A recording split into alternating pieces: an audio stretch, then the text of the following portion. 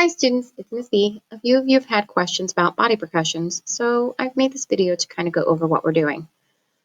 Go to Monday, October 12th in your Power School, and then towards the bottom you'll see body percussion. When you click on that, it might ask if you would like to request permission or you'd like to request access. You click yes, and then I will give you access to that document. Once the document is open, you will need to go to File and make a copy of the entire presentation. If you change the original document instead of making a copy, it will be reverted to the original document. You will lose all your work, so make sure you make that copy. Decide which song you're going to have as your body percussion. I chose We Will Rock You, which is 1, 2, 3, 4, 1, 2, 3, 4. Those are quarter notes because as I count 1, I am making a sound, so I know that's a quarter note. I'm going to drag the quarter note up to here, and it'll take 3 quarter notes.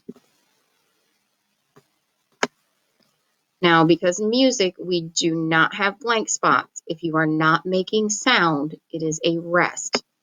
We're going to drag up that quarter rest. The song We Will Rock You sounds different when played. So I need to know what body percussion you're making, because even though it is an unpitched instrument, there's still a natural pitch.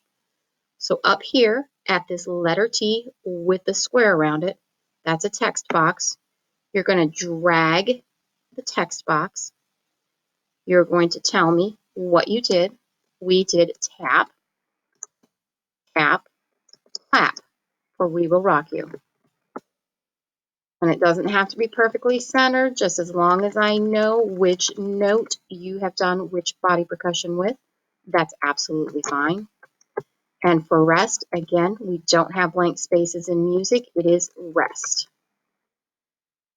Once you have completed all pages of your body percussion assignment, you're going to save it, and you are going to share it back to me through Power School in your Assignments tab. If you have questions, be sure to email me or message me through Power School. And most of all, have fun. Bye.